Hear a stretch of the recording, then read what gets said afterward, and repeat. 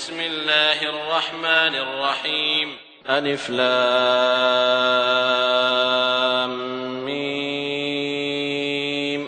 ذلك الكتاب لا ريب فيه هدى للمتقين الذين يؤمنون بالغيب ويقيمون الصلاة ومما رزقناهم ينفقون والذين يؤمنون بما أنزل إليك وما أنزل من قبلك وبالآخرة هم يوقنون أولئك على هدى من ربهم وأولئك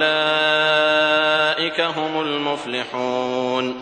إن الذين كفروا سواء عليهم أأنذرتهم أم لم تنذرهم لا يؤمنون ختم الله على قلوبهم وعلى سمعهم وعلى أبصارهم غشاوة ولهم عذاب عظيم.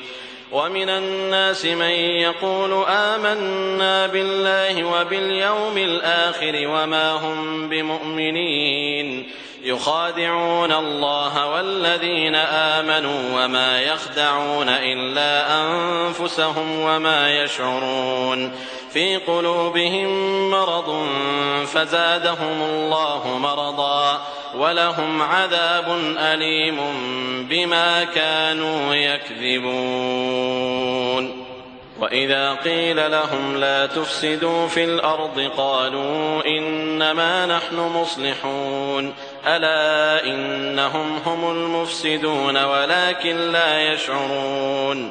وإذا قيل لهم آمنوا كما آمن الناس قالوا أنؤمن كما آمن السفهاء ألا إنهم هم السفهاء ولكن لا يعلمون. وإذا لقوا الذين آمنوا قالوا آمنا وإذا خلوا إلى شياطينهم قالوا إنا معكم إنما نحن مستهزئون الله يستهزئ بهم ويمدهم في طغيانهم يعمهون. أولئك الذين اشتروا الضلالة بالهدى فما ربحت تجارتهم وما كانوا مهتدين. مثلهم كمثل الذي استوقد نارا فلما أضاءت ما حوله ذهب الله بنورهم وتركهم في ظلمات لا يبصرون صم بكم عمي فهم لا يرجعون. أو كصيب من السماء فيه ظلمات ورعد وبرق يجعلون أصابعهم في آذانهم من الصواعق حذر الموت والله محيط بالكافرين. يكاد البرق يخطف أبصارهم كلما أضاء لهم مشوا فيه وإذا أظلم عليهم قاموا ولو شاء الله لذهب بسمعهم وأبصارهم إن الله على كل شيء قدير. يا أيها الناس اعبدوا ربكم الذي خلقكم والذين من قبلكم لعلكم تتقون الذي جعل لكم الأرض فراشا والسماء بناء وأنزل من السماء ماء فأخرج به من الثمرات رزقا لكم فلا تجعلوا لله أندادا وأنتم تعلمون. وإن كنتم في ريب مما نزلنا على عبدنا فأتوا بسورة من مثله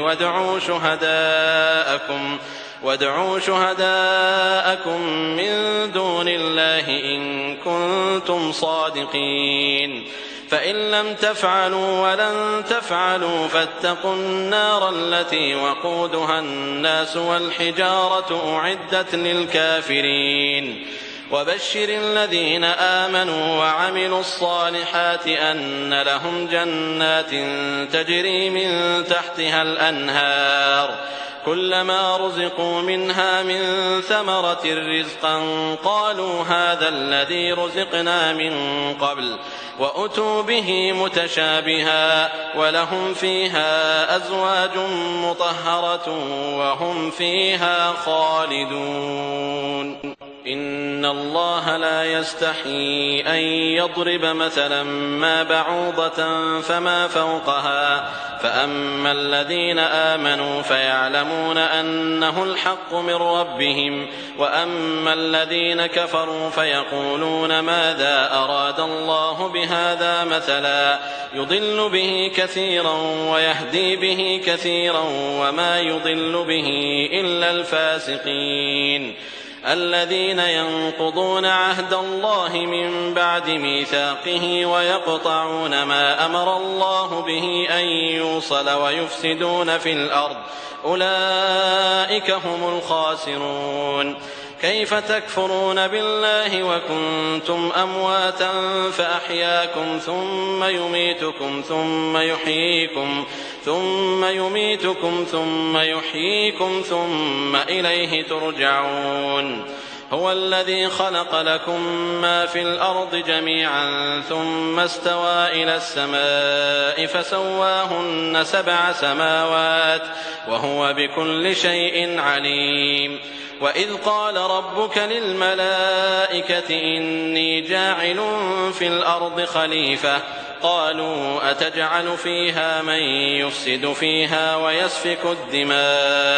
ويسفك الدماء ونحن نسبح بحمدك ونقدس لك قال إني أعلم ما لا تعلمون وعلم آدم الأسماء كلها ثم عرضهم على الملائكة فقال أنبئوني بأسماء هؤلاء إن كنتم صادقين قالوا سبحانك لا علم لنا إلا ما علمتنا إنك أنت العليم الحكيم قال يا آدم أنبئهم بأسمائهم فلما أنبأهم بأسمائهم قال ألم أقل لكم إني أعلم غيب السماوات والأرض وأعلم ما تبدون وما كنتم تكتمون وإذ قلنا للملائكة اسجدوا لآدم فسجدوا إلا إبليس أبى واستكبر وكان من الكافرين وقلنا يا آدم اسكن أنت وزوجك الجنة وكلا منها رغدا حيث شئتما ولا تقربا هذه الشجرة فتكونا من الظالمين فأزلهما الشيطان عنها فأخرجهما مما كانا فيه وقلنا اهبطوا بعضكم لبعض عدو ولكم في الأرض مستقر ومتاع إلى حين فتلقى آدم من ربه كلمات فتاب عليه إنه هو التواب الرحيم قلنا اهبطوا منها جميعا فإما يأتينكم مني هدى فمن تبع هداي فلا خوف عليهم ولا هم يحزنون والذين كفروا وكذبوا بآياتنا أولئك أصحاب النار هم فيها خالدون يا بني إسرائيل اذكروا نعمتي التي أنعمت عليكم وأوفوا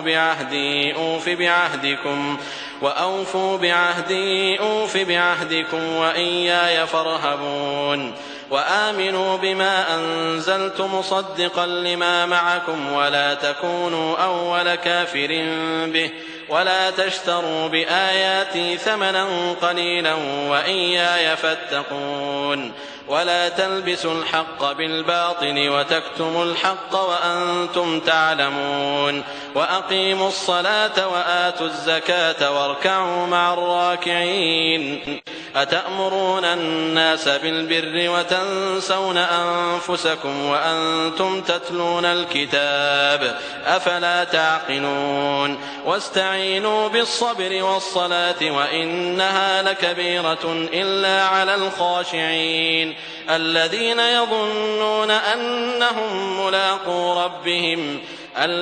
يظنون أنهم ملاقو ربهم وأنهم إليه راجعون يا بني إسرائيل اذكروا نعمتي التي أنعمت عليكم وأني فضلتكم على العالمين واتقوا يوما لا تجزي نفس عن نفس شيئا ولا يقبل منها شفاعة ولا يؤخذ منها عدل ولا هم ينصرون وإذ نجيناكم من آل فرعون يسومونكم سوء العذاب يذبحون أبناءكم ويستحيون نساءكم وفي ذلكم بلاء من ربكم عظيم وإذ فرقنا بكم البحر فأنجيناكم وأغرقنا آل فرعون وأنتم تنظرون وإذ واعدنا موسى 40 ليلة ثم اتخذتم العجل من بعده وأنتم ظالمون ثم عفونا عنكم من بعد ذلك لعلكم تشكرون وإذ آتينا موسى الكتاب والفرقان لعلكم تهتدون وإذ قال موسى لقومه يا قوم إنكم ظلمتم أنفسكم باتخاذكم العجل فتوبوا إلى بارئكم فاقتلوا أنفسكم ذلكم خير لكم عند بارئكم فتاب عليكم إنه هو التواب الرحيم وإذ قلتم يا موسى لن نؤمن لك حتى نرى الله جهرة فأخذتكم الصاعقة وأنتم تنظرون ثم بعثناكم من بعد موتكم لعلكم تشكرون وظللنا عليكم الغمام وأنزلنا عليكم المن والسلوى كلوا من طيبات ما رزقناكم وما ظلمونا ولكن كانوا أنفسهم يظلمون وإذ قلنا ادخلوا هذه القرية فكلوا منها حيث شئتم رغدا وادخلوا الباب سجدا وقولوا حطة نغفر لكم خطاياكم وسنزيد المحسنين فبدل الذين ظلموا قولا غير الذي قيل لهم فأنزلنا على الذين ظلموا رجزا من السماء بما كانوا يفسقون وإذ استسقى موسى لقومه فقلنا اضرب بعصاك الحجر فانفجرت منه 12 عينا قد علم كل أناس مشربهم كلوا واشربوا من رزق الله ولا تعثوا في الأرض مفسدين وإذ قلتم يا موسى لن نصبر على طعام واحد فادع لنا ربك يخرج لنا مما تنبت الأرض من بقلها وقثائها وفومها وعدسها وبصلها قال أتستبدلون الذي هو أدنى بالذي هو خير اهبطوا مصرا فإن لكم ما سألتم وضربت عليهم الذلة والمسكنة وباءوا بغضب من الله ذلك بأنهم كانوا يكفرون بآيات الله ويقتلون النبيين بغير الحق ذلك بما عصوا وكانوا يعتدون إن الذين آمنوا والذين هادوا والنصارى والصابئين من آمن بالله واليوم الآخر وعمل صالحا فلهم أجرهم عند ربهم ولا خوف عليهم ولا هم يحزنون وإذ أخذنا ميثاقكم ورفعنا فوقكم الطور خذوا ما آتيناكم بقوة واذكروا ما فيه لعلكم تتقون ثم توليتم من بعد ذلك فلولا فضل الله عليكم ورحمته لكنتم من الخاسرين ولقد علمتم الذين اعتدوا منكم في السبت فقلنا لهم كونوا قردة خاسئين فجعلناها نكالا لما بين يديها وما خلفها وموعظة للمتقين.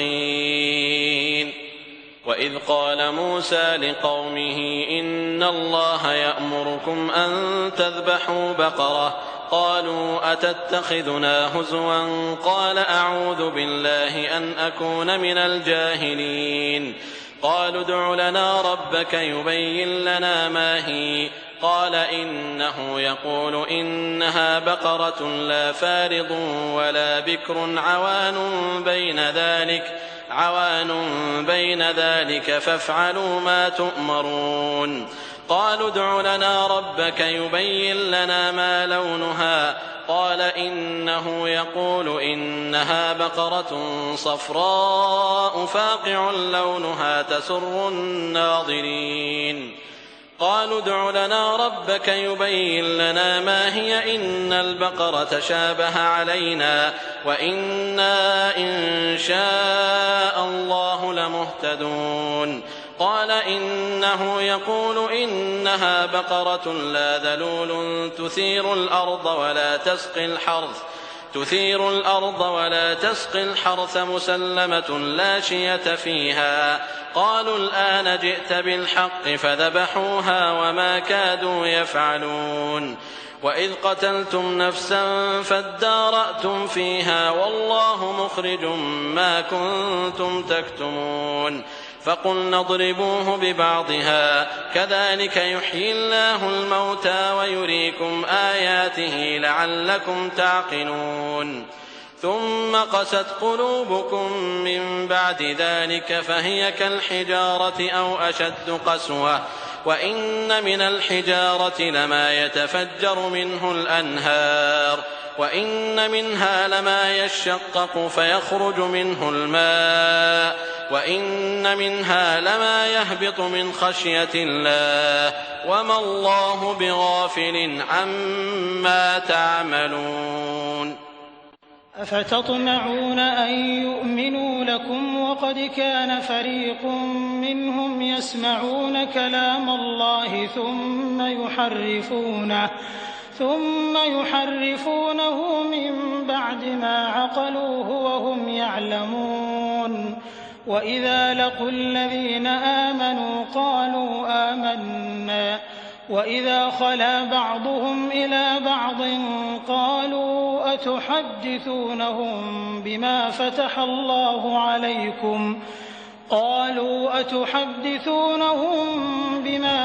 الله عليكم ليحاجوكم به عند ربكم أفلا تعقلون أولا يعلمون أن الله يعلم ما يسرون وما يعلنون ومنهم أميون لا يعلمون الكتاب إلا أماني وإن هم إلا يظنون فويل للذين يكتبون الكتاب بأيديهم ثم يقولون هذا من عند الله ليشتروا به ثمنا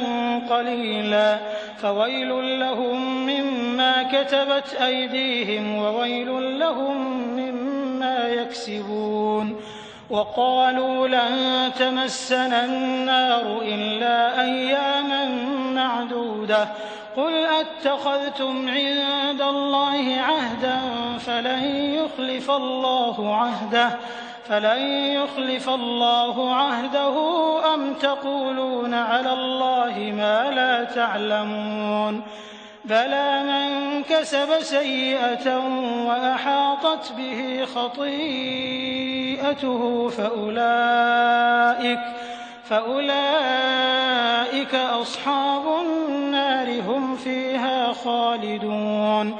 والذين آمنوا وعملوا الصالحات أولئك أصحاب الجنة هم فيها خالدون وإذ أخذنا ميثاق بني إسرائيل لا تعبدون إلا الله وبالوالدين إحسانا وذي القربى واليتامى والمساكين وقولوا للناس حسنا وأقيموا الصلاة وآتوا الزكاة ثم توليتم إلا قليلا منكم وأنتم معرضون وإذ أخذنا ميثاقكم لا تسفكون دماءكم ولا تخرجون أنفسكم من دياركم ثم أقررتم وأنتم تشهدون ثم أنتم هؤلاء تقتلون أنفسكم وتخرجون فريقا منكم من ديارهم تظاهرون عليهم بالإثم والعدوان وإن يأتوكم أسارى تفادوهم وهو محرم عليكم إخراجهم أفتؤمنون ببعض الكتاب وتكفرون ببعض فما جزاء من يفعل ذلك منكم إلا خزي في الحياة الدنيا ويوم القيامة يردون إلى أشد العذاب وما الله بغافل عما تعملون أولئك الذين اشتروا الحياة الدنيا بالآخرة فلا يخفف عنهم العذاب ولا هم ينصرون ولقد آتينا موسى الكتاب وقفينا من بعده بالرسل وآتينا عيسى ابن مريم البينات وأيدناه بروح القدس أفكلما جاءكم رسول بما لا تهوى أنفسكم استكبرتم ففريقا كذبتم وفريقا تقتلون وقالوا قلوبنا غلف بل لعنهم الله بكفرهم فقليلا ما يؤمنون ولما جاءهم كتاب من عند الله مصدق لما معهم وكانوا من قبل يستفتحون على الذين كفروا فلما جاءهم ما عرفوا كفروا به فلعنة الله على الكافرين بئس ما اشتروا به أنفسهم أن يكفروا بما أنزل الله بغيا أن ينزل الله من فضله على من يشاء من عباده فباءوا بغضب على غضب وللكافرين عذاب مهين وإذا قيل لهم آمنوا بما أنزل الله قالوا نؤمن بما أنزل علينا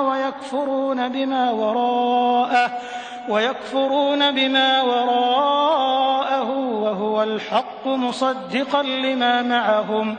قل فلم تقتلون أنبياء الله من قبل إن كنتم مؤمنين ولقد جاءكم موسى بالبينات ثم اتخذتم العجل من بعده وأنتم ظالمون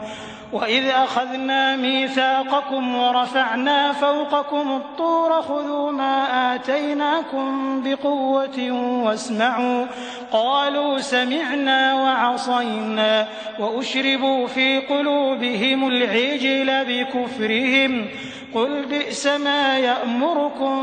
به إيمانكم إن كنتم مؤمنين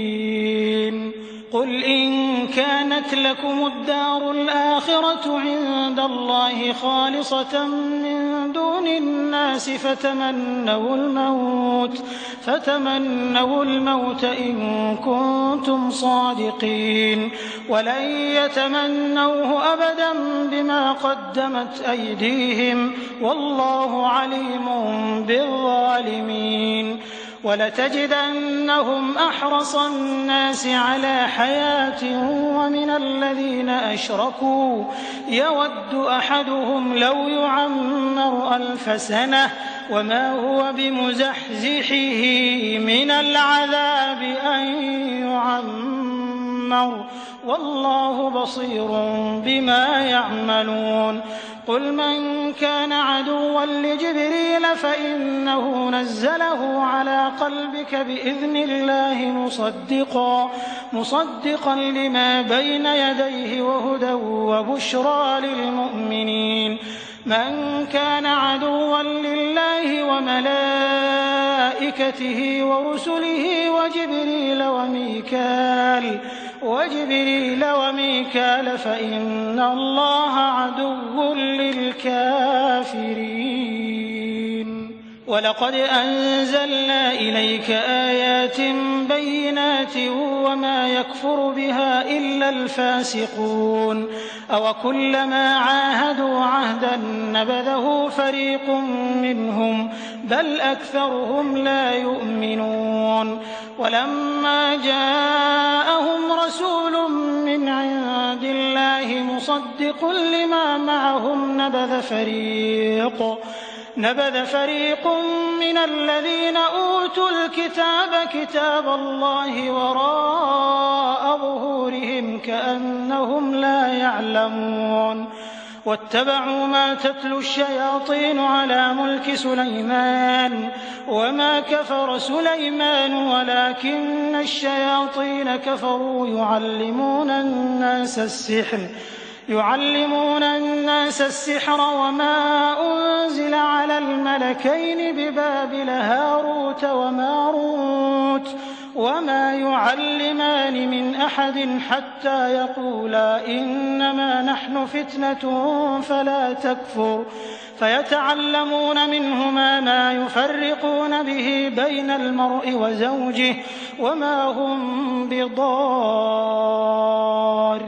به من أحد إلا بإذن الله ويتعلمون ما يضرهم ولا ينفعهم ولقد علموا لمن اشتراه ما له في الآخرة من خلاق ولبئس ما شروا به أنفسهم لو كانوا يعلمون ولو أنهم آمنوا واتقوا لمثوبة من عند الله خير لو كانوا يعلمون يا أيها الذين آمنوا لا تقولوا راعنا وقولوا انظرنا واسمعوا وللكافرين عذاب أليم ما يود الذين كفروا من أهل الكتاب ولا المشركين أن ينزل عليكم من خير من ربكم والله يختص برحمته من يشاء والله ذو الفضل العظيم ما ننسخ من آية أو ننسها نأت بخير منها أو مثلها ألم تعلم أن الله على كل شيء قدير ألم تعلم أن الله له ملك السماوات والأرض وما لكم من دون الله من ولي ولا نصير أم تريدون أن تسألوا رسولكم كما سئل موسى من قبل ومن يتبدل الكفر بالإيمان فقد ضل سواء السبيل ود كثير من أهل الكتاب لو يردونكم من بعد إيمانكم كفارا حسدا من عند أنفسهم من بعد ما تبين لهم الحق الحق فاعفوا واصفحوا حتى يأتي الله بأمره إن الله على كل شيء قدير وأقيموا الصلاة وآتوا الزكاة وما تقدموا لأنفسكم من خير تجدوه عند الله إن الله بما تعملون بصير وقالوا لن يدخل الجنة إلا من كان هودا أو نصارى تلك أمانيهم قل هاتوا برهانكم إن كنتم صادقين بلى من أسلم وجهه لله وهو محسن فله أجره عند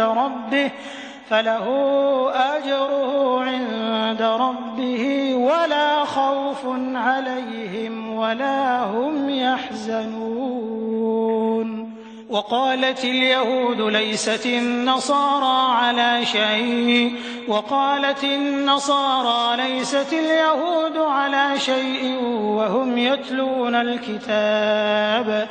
كذلك قال الذين لا يعلمون مثل قولهم فالله يحكم بينهم يوم القيامة فيما كانوا فيه يختلفون ومن أظلم ممن منع مساجد الله أن يذكر فيها اسمه وسعى في خرابها أولئك ما كان لهم أن يدخلوها إلا خائفين لهم في الدنيا خزي ولهم في الآخرة عذاب عظيم ولله المشرق والمغرب فأينما تولوا فثم وجه الله إن الله واسع عليم وقالوا اتخذ الله ولدا سبحانه بل له ما في السماوات والأرض كل له قانتون بديع السماوات والأرض وإذا قضى أمرا فإنما يقول له كن فيكون وقال الذين لا يعلمون لولا يكلمنا الله أو تأتينا آية كذلك قال الذين من قبلهم مثل قولهم تشابهت قلوبهم قد بينا الآيات لقوم يوقنون إنا أرسلناك بالحق بشيرا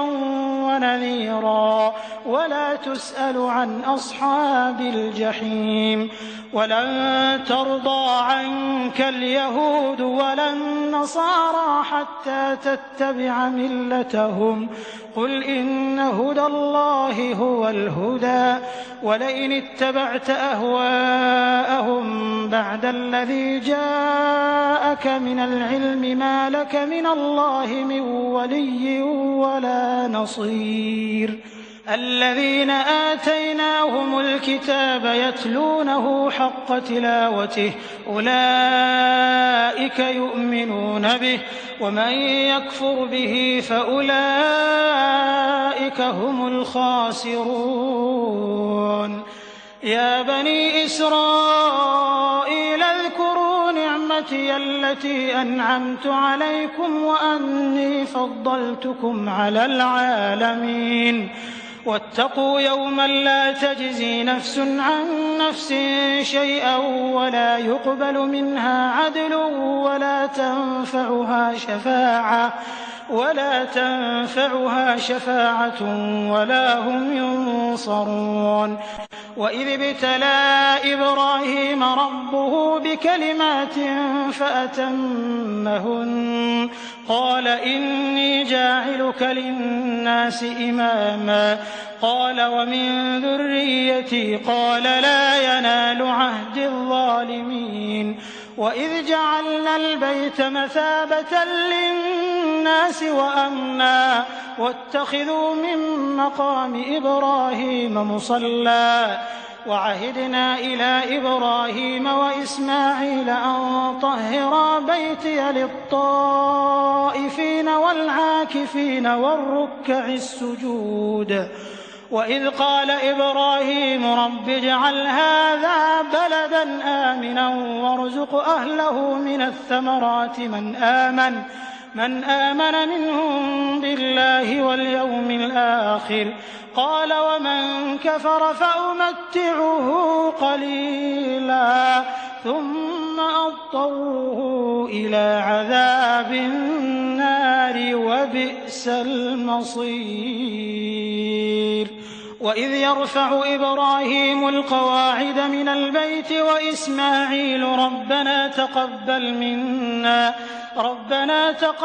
منا إنك أنت السميع العليم ربنا واجعلنا مسلمين لك ومن ذريتنا أمة مسلمة لك وأرنا مناسكنا وتب علينا إنك أنت التواب الرحيم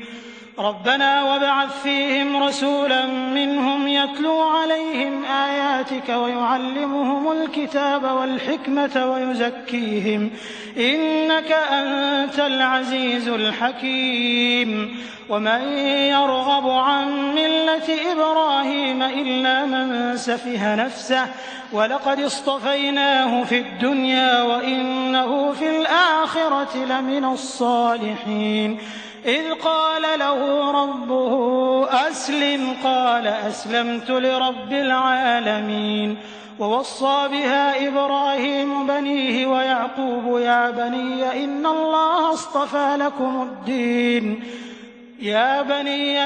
الله اصطفى لكم الدين فلا تموتن إلا وأنتم مسلمون أم كنتم شهداء إذ حضر يعقوب الموت إذ قال لبنيه ما تعبدون من بعدي قالوا نعبد إلهك وإله آبائك إبراهيم وإسماعيل وإسحاق إلها واحدا ونحن له مسلمون تلك أمة قد خلت لها ما كسبت ولكم ما كسبتم ولا تسألون عما كانوا يعملون وقالوا كونوا هودا أو نصارى تهتدوا قل بل ملة إبراهيم حنيفا وما كان من المشركين قولوا آمنا بالله وما أنزل إلينا وما أنزل إلى إبراهيم وإسماعيل وإسحاق ويعقوب والأسباط وما أوتي موسى وعيسى وما أوتي النبيون من ربهم لا نفرق بين أحد منهم ونحن له مسلمون فإن آمنوا بمثل ما آمنتم به فقد اهتدوا وإن تولوا فإنما هم في شقاق فسيكفيكهم الله وهو السميع العليم صبغة الله ومن أحسن من الله صبغة ونحن له عابدون قل أتحاجوننا في الله وهو ربنا وربكم ولنا أعمالنا ولكم أعمالكم ونحن له مخلصون أم تقولون إن إبراهيم وإسماعيل وإسحاق ويعقوب والأسباط كانوا هودا أو نصارى قل أأنتم أعلم أم الله ومن أظلم ممن كتم شهادة عنده من الله وما الله بغافل عما تعملون تلك أمة قد خلت لها ما كسبت ولكم ما كسبتم ولا تسألون عما كانوا يعملون سيقول السفهاء من الناس ما ولاهم عن قبلتهم التي كانوا عليها قل لله المشرق والمغرب يهدي من يشاء إلى صراط مستقيم. وكذلك جعلناكم أمة وسطا لتكونوا شهداء على الناس ويكون الرسول عليكم شهيدا. وما جعلنا القبلة التي كنت عليها إلا لنعلم من يتبع الرسول ممن ينقلب على عقبيه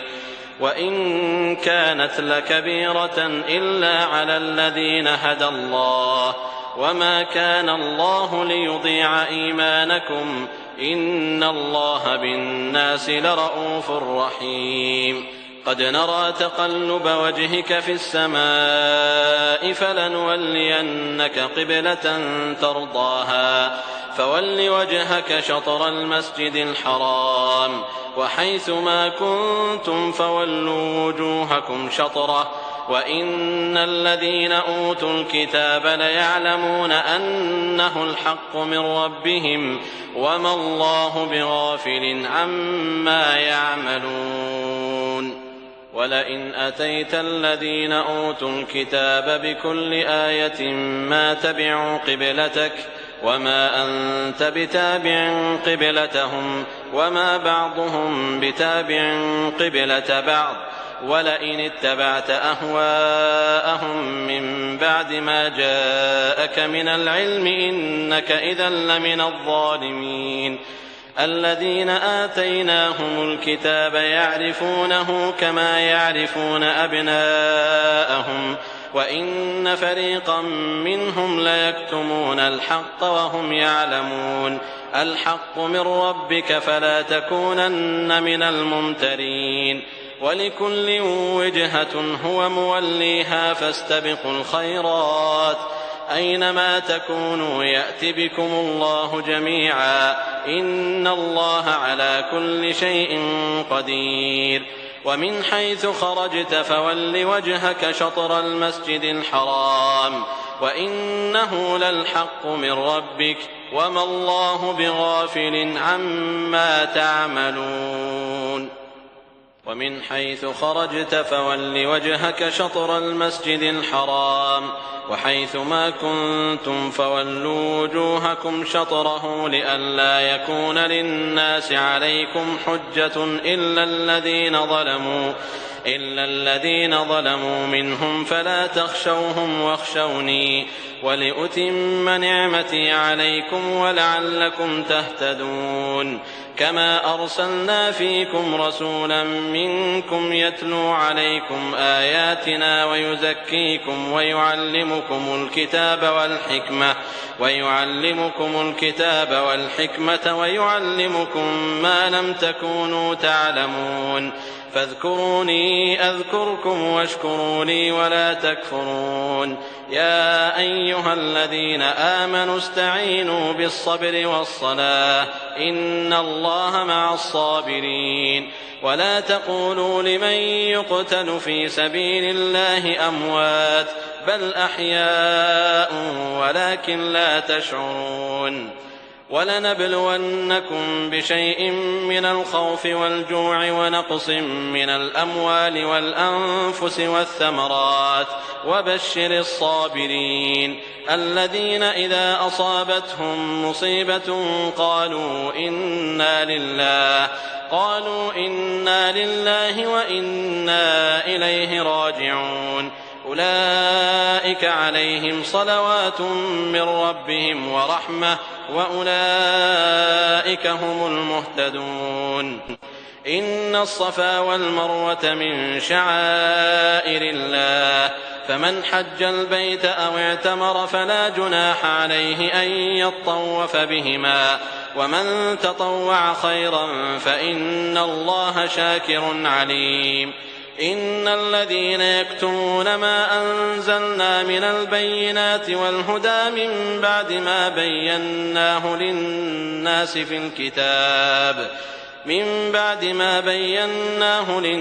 في الكتاب أولئك يلعنهم الله ويلعنهم اللاعنون. إلا الذين تابوا وأصلحوا وبينوا فأولئك أتوب عليهم وأنا التواب الرحيم. إن الذين كفروا وماتوا وهم كفار أولئك عليهم لعنة الله والملائكة والناس أجمعين خالدين فيها لا يخفف عنهم العذاب ولا هم ينظرون. وإلهكم إله واحد لا إله إلا هو الرحمن الرحيم. إن في خلق السماوات والأرض واختلاف الليل والنهار والفلك التي تجري في البحر بما ينفع الناس وما أنزل الله من السماء من ماء فأحيا به الأرض بعد موتها وبث فيها من كل دابة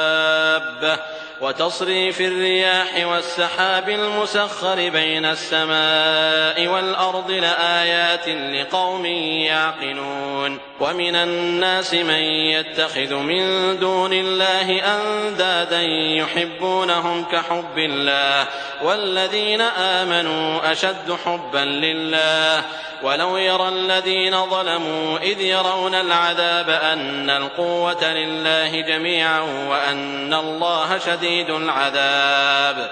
إذ تبرأ الذين اتبعوا من الذين اتبعوا ورأوا العذاب وتقطعت بهم الأسباب. وقال الذين اتبعوا لو أن لنا كرة فنتبرأ منهم كما تبرأوا منا كذلك يريهم الله أعمالهم حسرات عليهم وما هم بخارجين من النار. يا أيها الناس كلوا مما في الأرض حلالا طيبا ولا تتبعوا خطوات الشيطان إنه لكم عدو مبين. إنما يأمركم بالسوء والفحشاء وأن تقولوا على الله ما لا تعلمون.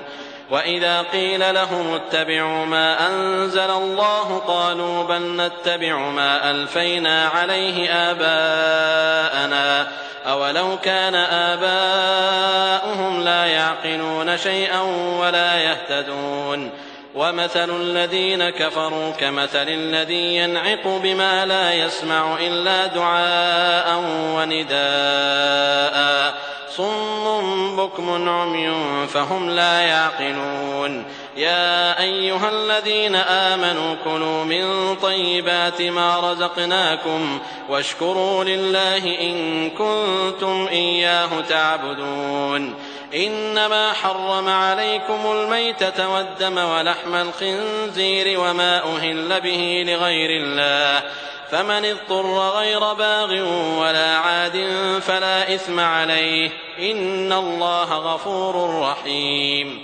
إن الذين يكتمون ما أنزل الله من الكتاب ويشترون به ثمنا قليلا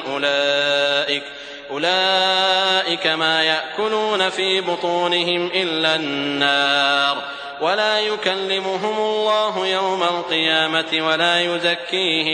ولا يزكيهم ولهم عذاب أليم. أولئك الذين اشتروا الضلالة بالهدى والعذاب بالمغفرة فما أصبرهم على النار. ذلك بأن الله نزل الكتاب بالحق وإن الذين اختلفوا في الكتاب لفي شقاق بعيد. ليس البر أن تولوا وجوهكم قبل المشرق والمغرب ولكن البر من آمن بالله واليوم الآخر والملائكة والكتاب والنبيين وآتى المال على حبه ذوي القربى واليتامى والمساكين وابن السبيل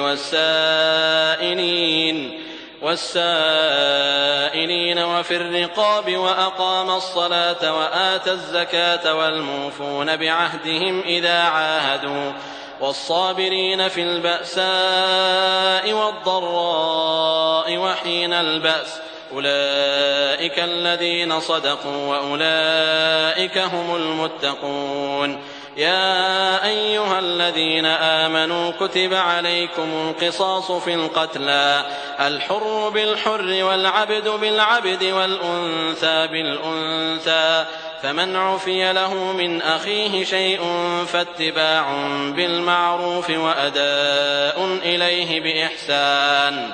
ذلك تخفيف من ربكم ورحمة فمن اعتدى بعد ذلك فله عذاب أليم. ولكم في القصاص حياة يا أولي الألباب لعلكم تتقون. كتب عليكم إذا حضر أحدكم الموت إن ترك خيرا الوصية للوالدين والأقربين بالمعروف حقا على المتقين. فمن بدله بعدما سمعه فإنما إثمه على الذين يبدلونه إن الله سميع عليم. فمن خاف من موص جنفا أو إثما فأصلح بينهم فلا إثم عليه إن الله غفور رحيم. يا أيها الذين آمنوا كتب عليكم الصيام كما كتب على الذين من قبلكم لعلكم تتقون أياما معدودات.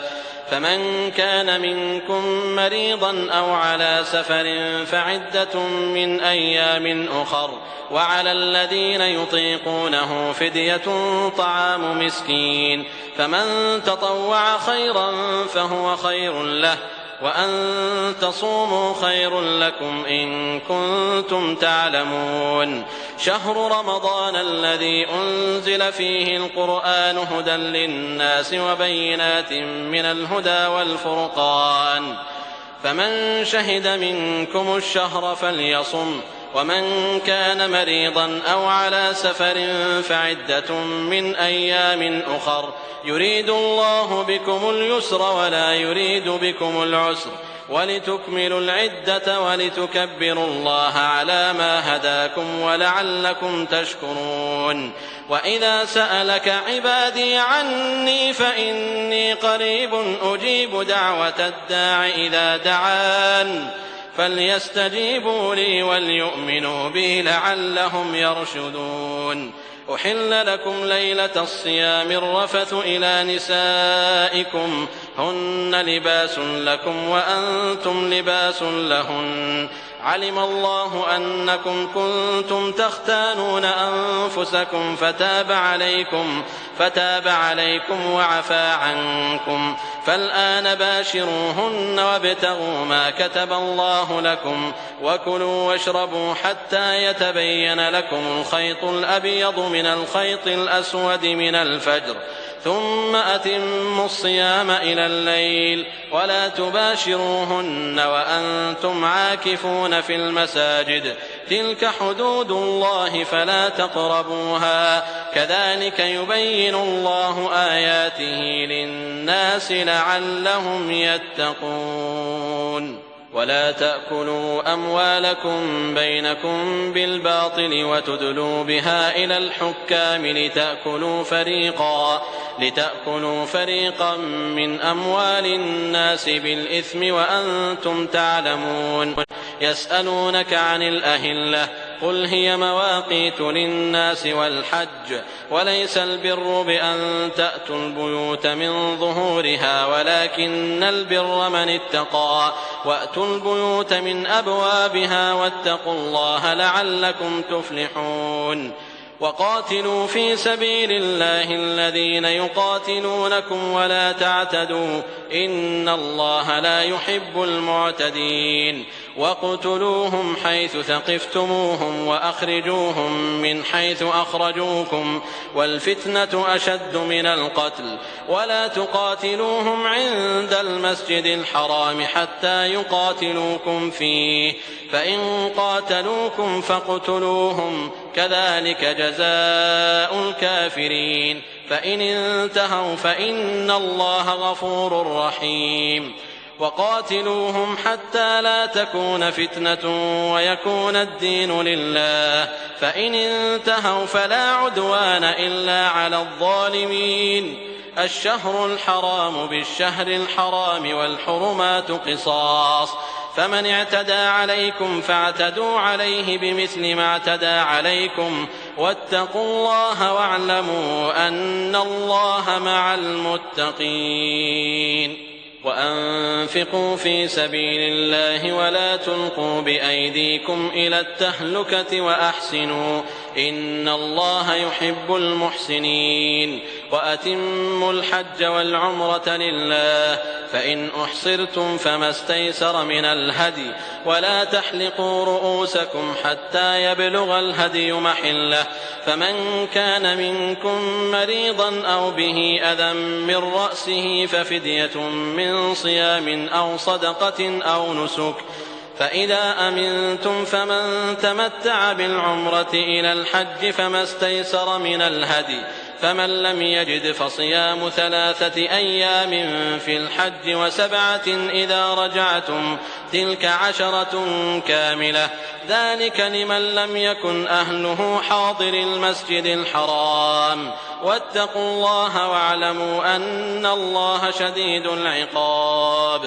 الحج أشهر معلومات، فمن فرض فيهن الحج فلا رفث ولا فسوق ولا جدال في الحج، وما تفعلوا من خير يعلمه الله، وتزودوا فإن خير الزاد التقوى، واتقون يا أولي الألباب.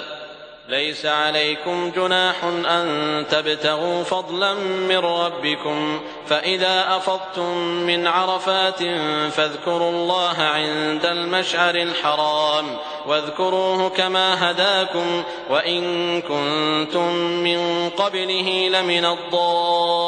الضالين. ثم أفيضوا من حيث أفاض الناس واستغفروا الله إن الله غفور رحيم. فإذا قضيتم مناسككم فاذكروا الله كذكركم آباءكم أو أشد ذكرا، فمن الناس من يقول ربنا آتنا في الدنيا وما له في الآخرة من خلاق، ومنهم من يقول ربنا آتنا في الدنيا حسنة وفي الآخرة حسنة وقنا عذاب النار. أولئك لهم نصيب مما كسبوا والله سريع الحساب. واذكروا الله في أيام معدودات، فمن تعجل في يومين فلا إثم عليه، ومن تأخر فلا إثم عليه لمن اتقى، واتقوا الله واعلموا أنكم إليه تحشرون. ومن الناس من يعجبك قوله في الحياة الدنيا ويشهد الله على ما في قلبه وهو ألد الخصام،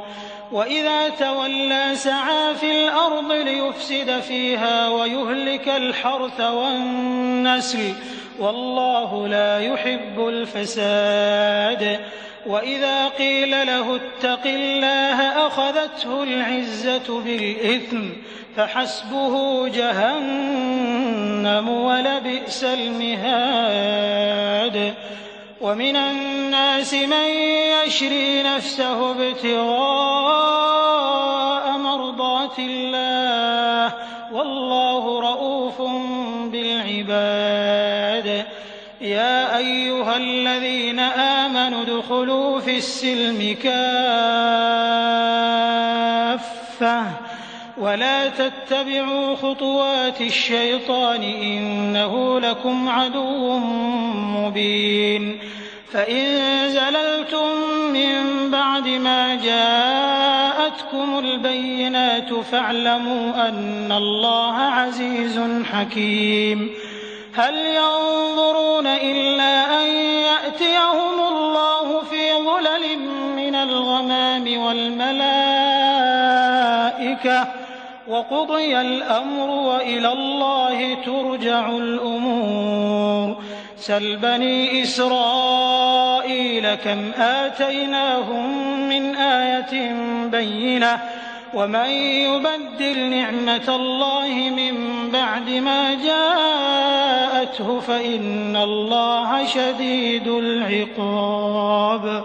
زين للذين كفروا الحياة الدنيا ويسخرون من الذين آمنوا والذين اتقوا فوقهم يوم القيامة والله يرزق من يشاء بغير حساب. كان الناس أمة واحدة فبعث الله النبيين مبشرين ومنذرين وأنزل معهم الكتاب بالحق ليحكم بين الناس فيما اختلفوا فيه وما اختلف فيه إلا الذين أوتوه من بعد ما جاءتهم البينات بغيا بينهم فهدى الله الذين آمنوا لما اختلفوا فيه من الحق بإذنه والله يهدي من يشاء إلى صراط مستقيم. أم حسبتم أن تدخلوا الجنة ولما يأتكم مثل الذين خلوا من قبلكم مستهم البأساء والضراء وزلزلوا حتى يقول الرسول والذين آمنوا معه متى نصر الله ألا إن نصر الله قريب. يسألونك ماذا ينفقون قل ما أنفقتم من خير فللوالدين والأقربين واليتامى والمساكين وابن السبيل وما تفعلوا من خير فإن الله به عليم. كتب عليكم القتال وهو كره لكم وعسى أن تكرهوا شيئا وهو خير لكم وعسى أن تحبوا شيئا وهو شر لكم والله يعلم وأنتم لا تعلمون. يسألونك عن الشهر الحرام قتال فيه قل قتال فيه كبير وصد عن سبيل الله وكفر به والمسجد الحرام وإخراج أهله منه أكبر عند الله والفتنة أكبر من القتل ولا يزالون يقاتلونكم حتى يردوكم عن دينكم إن استطاعوا ومن يرتد منكم عن دينه فيمت وهو كافر فأولئك حبطت أعمالهم في الدنيا والآخرة وأولئك أصحاب النار هم فيها خالدون. إن الذين آمنوا والذين هاجروا وجاهدوا في سبيل الله أولئك يرجون رحمة الله والله غفور رحيم. يسألونك عن الخمر والميسر قل فيهما إثم كبير ومنافع للناس وإثمهما أكبر من نفعهما ويسألونك ماذا ينفقون قل العفو كذلك يبين الله لكم الآيات لعلكم تتفكرون في الدنيا والآخرة. ويسألونك عن اليتامى قل إصلاح لهم خير وإن تخالطوهم فإخوانكم والله يعلم المفسد من المصلح ولو شاء الله لأعنتكم إن الله عزيز حكيم. ولا تنكحوا المشركات حتى يؤمنوا ولأمة مؤمنة خير من مشركة ولو أعجبتكم ولا تنكحوا المشركين حتى يؤمنوا ولعبد مؤمن خير من مشرك ولو أعجبكم أولئك يدعون إلى النار والله يدعو إلى الجنة والمغفرة بإذنه ويبين آياته للناس لعلهم يتذكرون ويسألونك عن المحيض قل هو أذى فاعتزلوا النساء في المحيض ولا تقربوهن حتى يطهرن فإذا تطهرن فأتوهن من حيث أمركم الله إن الله يحب التوابين ويحب المتطهرين نساؤكم حرث لكم فأتوا حرثكم أنى شئتم وقدموا لأنفسكم واتقوا الله واعلموا أنكم ملاقوه وبشر المؤمنين ولا تجعلوا الله عرضة لأيمانكم أن تبروا وتتقوا وتصلحوا بين الناس والله سميع عليم لا يؤاخذكم الله باللغو في أيمانكم ولكن يؤاخذكم بما كسبت قلوبكم والله غفور حليم للذين يؤلون من نسائهم تربص 4 أشهر فإن فاءوا فإن الله غفور رحيم وإن عزموا الطلاق فإن الله سميع عليم والمطلقات يتربصن بأنفسهن 3 قروء ولا يحل لهن أن يكتمن ما خلق الله في أرحامهن إن كن يؤمن بالله واليوم الآخر وبعولتهن أحق بردهن في ذلك إن أرادوا إصلاحا ولهن مثل الذي عليهن بالمعروف وللرجال عليهن درجة والله عزيز حكيم الطلاق 2 فإمساك بمعروف أو تسريح بإحسان ولا يحل لكم أن تأخذوا مما آتيتموهن شيئا إلا أن يخافا ألا يقيما حدود الله فإن خفتم ألا يقيما حدود الله فلا جناح عليهما فيما افتدت به تلك حدود الله فلا تعتدوها ومن يتعد حدود الله فأولئك هم الظالمون فإن طلقها فلا تحل له من بعد حتى تنكح زوجا غيره فإن طلقها فلا جناح عليهما أن يتراجعا إن ظنا أن يقيما حدود الله وتلك حدود الله يبينها لقوم يعلمون وإذا طلقتم النساء فبلغن أجلهن فأمسكوهن بمعروف أو سرحوهن بمعروف ولا تمسكوهن ضرارا لتعتدوا ومن يفعل ذلك فقد ظلم نفسه ولا تتخذوا آيات الله هزوا واذكروا نعمة الله عليكم وما أنزل عليكم من الكتاب والحكمة يعظكم به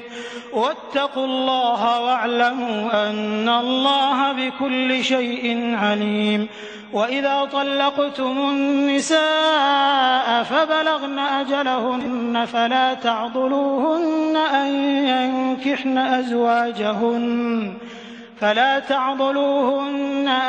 ينكحن أزواجهن إذا تراضوا بينهم بالمعروف ذلك يوعظ به من كان منكم يؤمن بالله واليوم الآخر ذلكم أزكى لكم وأطهر والله يعلم وأنتم لا تعلمون. والوالدات يرضعن أولادهن حولين كاملين لمن أراد أن يتم الرضاعة وعلى المولود له رزقهن وكسوتهن بالمعروف لا تكلف نفس إلا وسعها لا تضار والدة بولدها ولا مولود له بولده وعلى الوارث مثل ذلك فإن أرادا فصالا عن تراض منهما وتشاور فلا جناح عليهما وإن أردتم أن تسترضعوا أولادكم فلا جناح عليكم إذا سلمتم ما آتيتم بالمعروف واتقوا الله واعلموا أن الله بما تعملون بصير.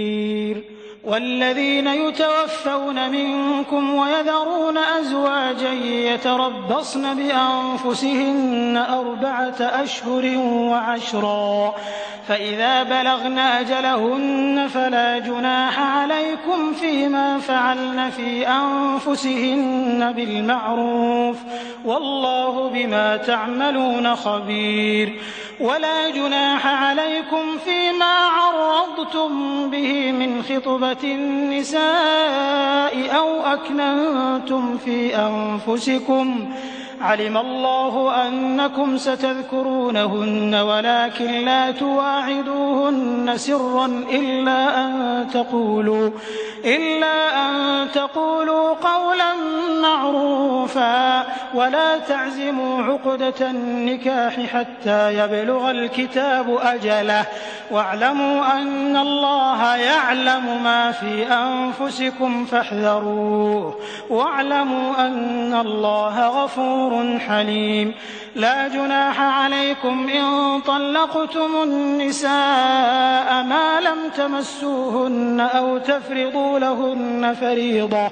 ومتعوهن على الموسع قدره وعلى المقتر قدره متاعا بالمعروف حقا على المحسنين. وإن طلقتموهن من قبل أن تمسوهن وقد فرضتم لهن فريضة فنصف ما فرضتم إلا أن يعفون أو يعفو الذي بيده عقدة النكاح وأن تعفوا أقرب للتقوى. ولا تنسوا الفضل بينكم إن الله بما تعملون بصير. حافظوا على الصلوات والصلاة الوسطى وقوموا لله قانتين. فإن خفتم فرجالا أو ركبانا فإذا أمنتم فاذكروا الله كما علمكم ما لم تكونوا تعلمون. والذين يتوفون منكم ويذرون أزواجا وصية لأزواجهم متاعا إلى الحول غير إخراج فإن خرجن فلا جناح عليكم فيما فعلن في أنفسهن من معروف والله عزيز حكيم. وللمطلقات متاع بالمعروف حقا على المتقين. كذلك يبين الله لكم آياته لعلكم تعقلون.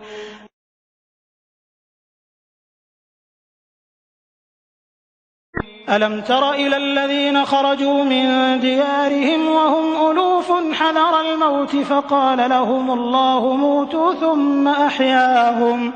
إن الله لذو فضل على الناس ولكن أكثر الناس لا يشكرون. وقاتلوا في سبيل الله واعلموا أن الله سميع عليم. من ذا الذي يقرض الله قرضا حسنا فيضاعفه له أضعافا كثيرة والله يقبض ويبسط وإليه ترجعون.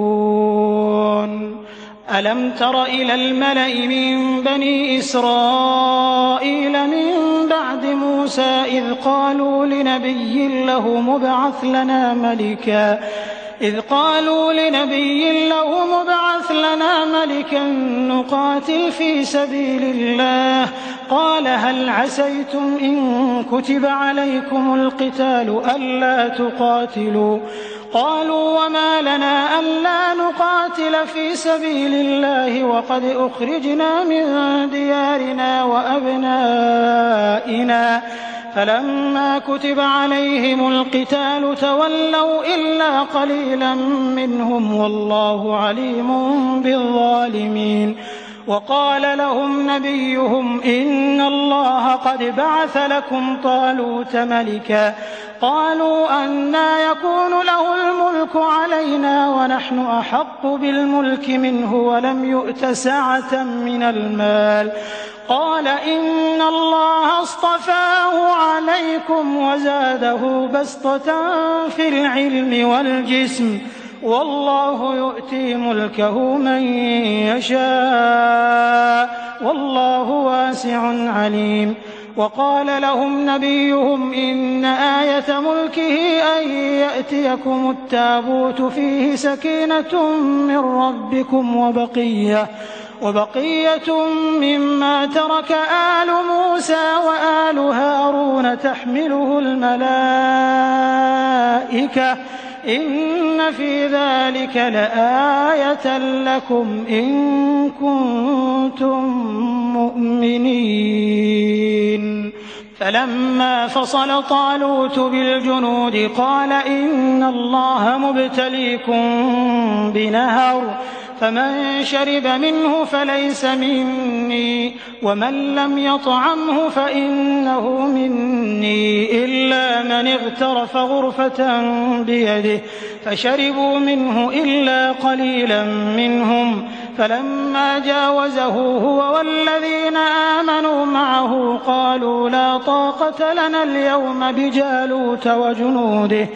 قال الذين يظنون أنهم ملاقو الله كم من فئة قليلة غلبت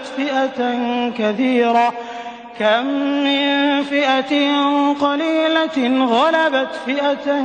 كثيرة بإذن الله والله مع الصابرين. ولما برزوا لجالوت وجنوده قالوا ربنا أفرغ علينا صبرا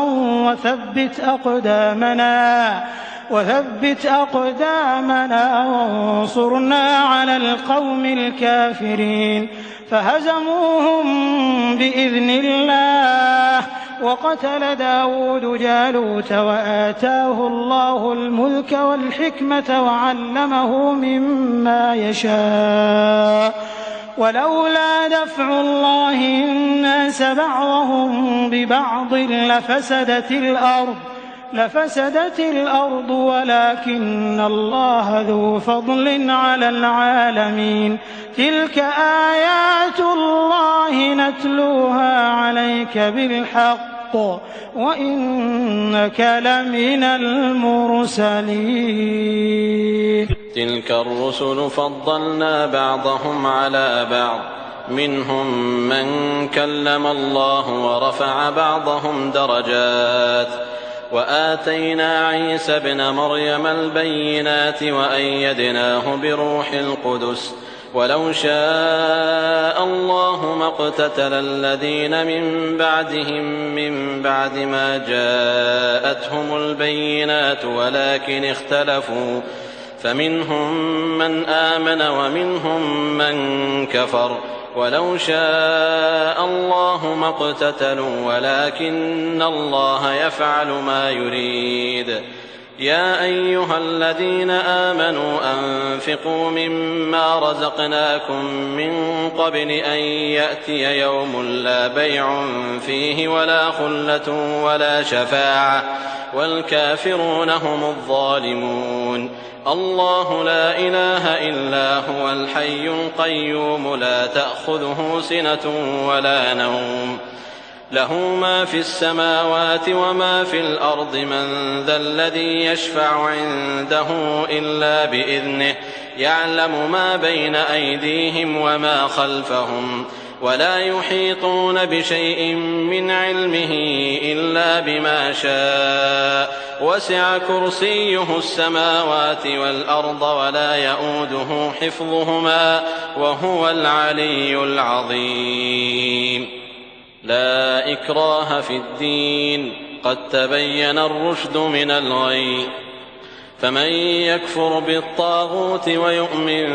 بالله فقد استمسك بالعروة الوثقى لا انفصام لها والله سميع عليم. الله ولي الذين آمنوا يخرجهم من الظلمات إلى النور والذين كفروا أولياؤهم الطاغوت يخرجونهم من النور إلى الظلمات أولئك أصحاب النار هم فيها خالدون. ألم تر إلى الذي حاج إبراهيم في ربه أن آتاه الله الملك إذ قال إبراهيم ربي الذي يحيي ويميت قال أنا أحيي وأميت قال إبراهيم فإن الله يأتي بالشمس من المشرق فأت بها من المغرب فبهت الذي كفر والله لا يهدي القوم الظالمين. أو كالذي مر على قرية وهي خاوية على عروشها قال أنى يحيي هذه الله بعد موتها فأماته الله 100 عام ثم بعثه قال كم لبثت قال لبثت يوما أو بعض يوم قال بل لبثت 100 عام فانظر إلى طعامك وشرابك لم يتسنه وانظر إلى حمارك ولنجعلك آية للناس وانظر إلى العظام كيف ننشزها ثم نكسوها لحما فلما تبين له قال أعلم أن الله على كل شيء قدير. وإذ قال إبراهيم رب أرني كيف تحيي الموتى قال أولم تؤمن قال بلى ولكن ليطمئن قلبي قال فخذ 4 من الطير فصرهن إليك ثم اجعل على كل جبل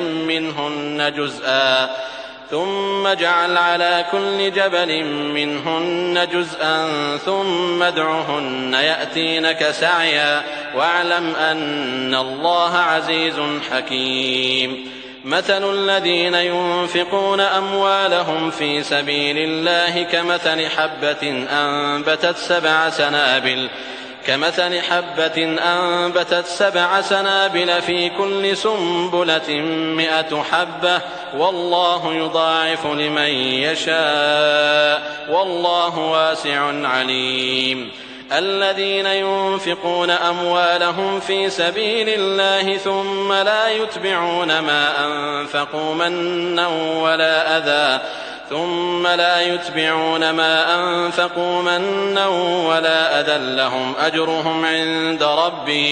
لهم أجرهم عند ربهم ولا خوف عليهم ولا هم يحزنون. قول معروف ومغفرة خير من صدقة يتبعها أذى والله غني حليم. يا أيها الذين آمنوا لا تبطلوا صدقاتكم بالمن والأذى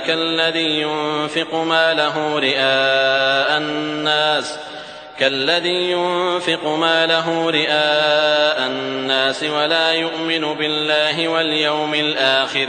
فمثله كمثل صفوان عليه تراب فأصابه وابل فتركه صلدا لا يقدرون على شيء مما كسبوا والله لا يهدي القوم الكافرين ومثل الذين ينفقون أموالهم ابتغاء مرضات الله وتثبيتا من أنفسهم كمثل جنة بربوة أصابها وابل فآتت أكلها ضعفين فإن لم يصبها وابل فطل والله بما تعملون بصير أيود أحدكم أن تكون له جنة من نخيل وأعناب تجري من تحتها الأنهار له فيها من كل الثمرات وأصابه الكبر وله ذرية ضعفاء فأصابها إعصار فيه نار فاحترقت كذلك يبين الله لكم الآيات لعلكم تتفكرون يا أيها الذين آمنوا أنفقوا من طيبات ما كسبتم ومما أخرجنا لكم من الأرض ولا تيمموا الخبيث منه تنفقون ولستم بآخذيه إلا أن تغمضوا فيه واعلموا أن الله غني حميد الشيطان يعدكم الفقر ويأمركم بالفحشاء والله يعدكم مغفرة منه وفضلا والله واسع عليم يؤتي الحكمة من يشاء ومن يؤت الحكمة فقد أوتي خيرا كثيرا وما يذكر إلا أولو الألباب وما أنفقتم من نفقة أو نذرتم من نذر فإن الله يعلمه وما للظالمين من أنصار إن تبدوا الصدقات فنعما هي وإن تخفوها وتؤتوها الفقراء فهو خير لكم ويكفر عنكم من سيئاتكم والله بما تعملون خبير ليس عليك هداهم ولكن الله يهدي من يشاء وما تنفقوا من خير فلأنفسكم وما تنفقون إلا ابتغاء وجه الله وما تنفقوا من خير يوفى إليكم وأنتم لا تظلمون للفقراء الذين أحصروا في سبيل الله لا يستطيعون ضربا في الأرض يحسبهم الجاهل أغنياء من التعفف تعرفهم بسيماهم لا يسألون الناس إلحافا وما تنفقوا من خير فإن الله به عليم الذين ينفقون أموالهم بالليل والنهار سرا وعلانية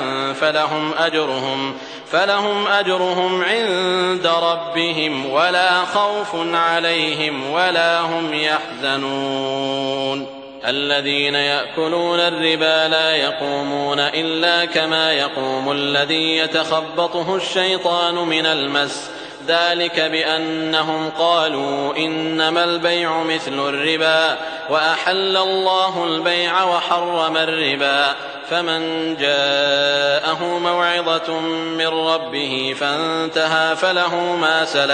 فله ما سلف وأمره إلى الله ومن عاد فأولئك أصحاب النار هم فيها خالدون يمحق الله الربا ويربي الصدقات والله لا يحب كل كفار أثيم إن الذين آمنوا وعملوا الصالحات وأقاموا الصلاة وآتوا الزكاة لهم أجرهم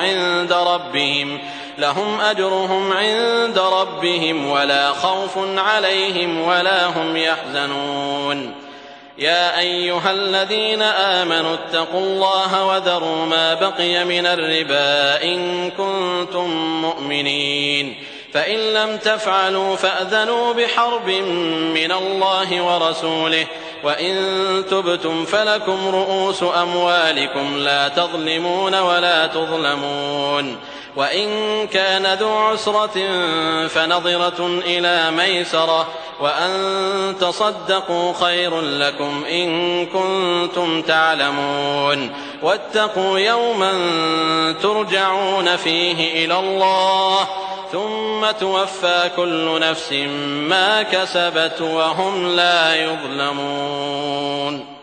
يا أيها الذين آمنوا إذا تداينتم بدين إلى أجل مسمى فاكتبوه وليكتب بينكم كاتب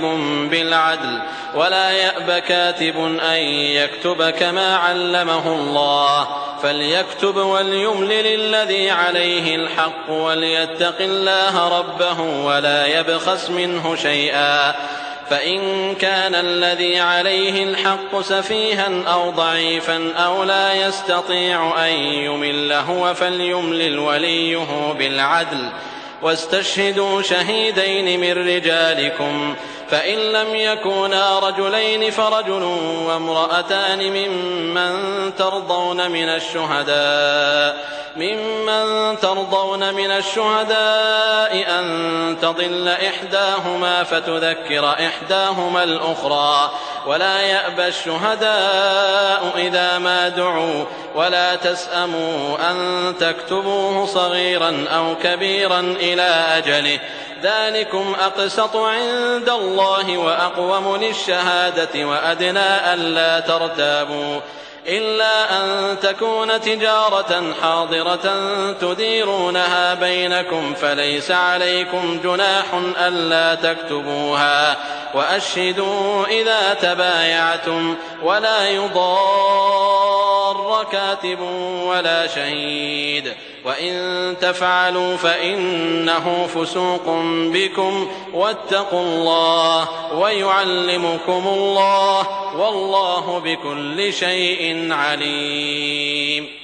وإن كنتم على سفر ولم تجدوا كاتبا فرهان مقبوضة فإن أمن بعضكم بعضا فليؤدي الذي اؤتمن أمانته وليتق الله ربه ولا تكتموا الشهادة ومن يكتمها فإنه آثم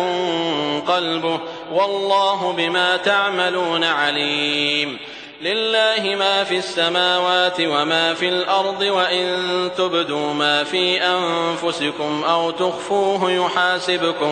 يحاسبكم به الله فيغفر لمن يشاء ويعذب من يشاء والله على كل شيء قدير آمن الرسول بما أنزل إليه من ربه والمؤمنون كل آمن بالله وملائكته وكتبه ورسله لا نفرق بين أحد من رسله وقالوا سمعنا وأطعنا غفرانك ربنا وإليك المصير لا يكلف الله نفسا إلا وسعها لها ما كسبت وعليها ما اكتسبت ربنا لا تؤاخذنا إن نسينا أو أخطأنا ربنا ولا تحمل علينا إصرا كما حملته على الذين من قبلنا ربنا ولا تحملنا ما لا طاقة لنا به واعف عنا واغفر لنا وارحمنا أنت مولانا فانصرنا على القوم الكافرين